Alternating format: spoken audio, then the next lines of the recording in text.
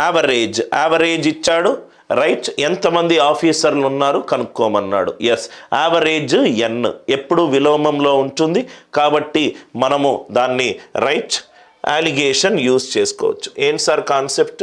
Average monthly salary of all the employees. Average సగటు ఇచ్చాడు. ఎంత ఇచ్చాడు? 8840. ఆఫీసర్ల శాలరీ ఎంత? 15,000. ఆఫీసర్ల శాలరీ ఎంత?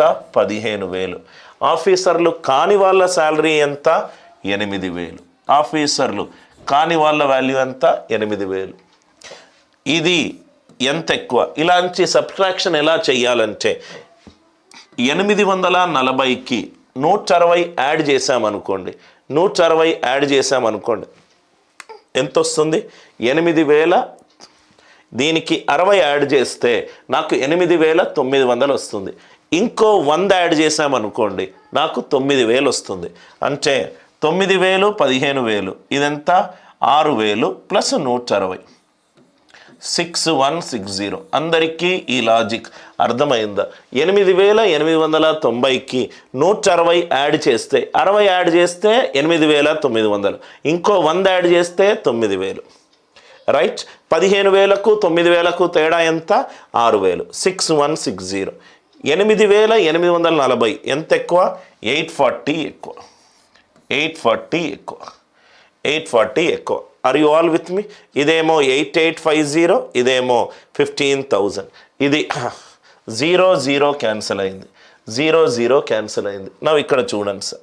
7 12s are 84, 7 8s are 56, 7 8s are 56.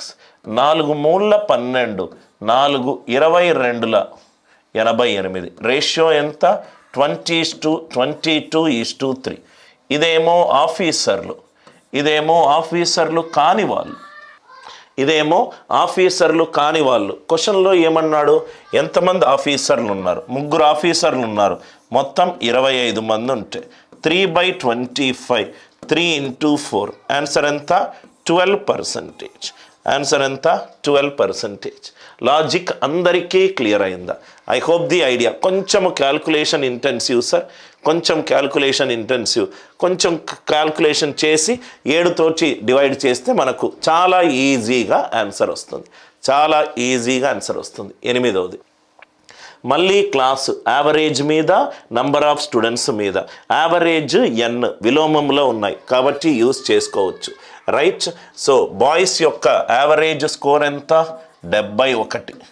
Boys యొక్క యావరేజ్ స్కోర్ 71. గర్ల్స్ యొక్క యావరేజ్ స్కోర్ ఎంత? 73. ఈ రెండిటి మధ్య సగటు ఎంత? 71.8. ఈ రెండిటి మధ్య సగటు ఎంత? 71.8. 71.8కి 0.2 యాడ్ చేస్తే 72, 1 యాడ్ చేస్తే 73. ఇది 1.2, ఇది 0.8. అంటే ఇది 12:8. 4 3s are 4 2s are. Boys 3 ఉంటే గర్ల్స్ 2 ఉంటారు.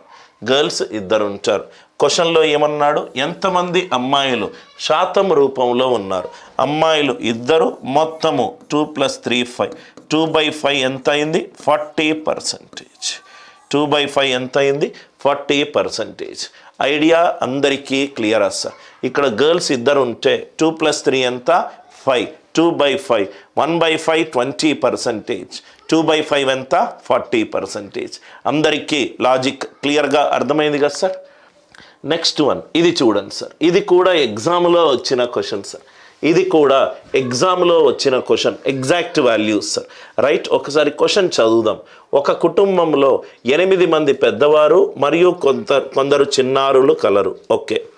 ప్రతి వ్యక్తి సగటున 10.8 kgల బియ్యం తింటారు. యావరేజ్ ఎంత? 10.8. యావరేజ్ ఎంత? 10.8, రైట్. పెద్దవాళ్ళు ఎంత తింటారు, చిన్నవాళ్ళు ఎంత తింటారు? ఒకటి లోయెస్ట్ వాల్యూ, ఒకటి right highest value, right. Adults ఎంత తింటారు? ఇది 15 kgలు తింటారు. మైనర్స్ ఎంత తింటారు? 6 తింటారు. 6 kgs తింటారు. సో ఎంతమంది మైనర్స్ ఉన్నారు, ఎంతమంది అడల్ట్స్ ఉన్నారు? సో 15 10.8 10.8కి 0.2 యాడ్ చేస్తే 11, 11 15కి 4 తేడా, అంటే ఇది 15 10.8 కంటే 4.2 ఎక్కువ ఉంది, ఇది 4.8 ఎక్కువ ఉంది. సో కాబట్టి ఇది 42:48, 42:48. ఇది ఎంత అవుతుంది sir? Right, 221s are 224s are 3 7s are 3 8s are 7:8, 7:8. ఇది ఏంటి సార్? ఇది మైనర్లు, ఇది అడల్ట్స్.